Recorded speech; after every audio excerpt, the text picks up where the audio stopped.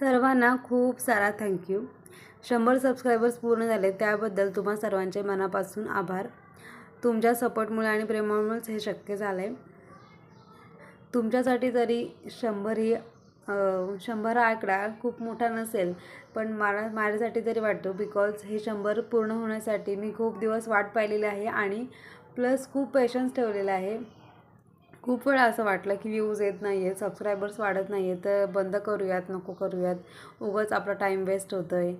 Plus मी वेळात वेळ काढून व्हिडिओ करते, रेकॉर्डिंग करते, पण त्याचं काही होतं आहे असं मला वाटत नव्हतं.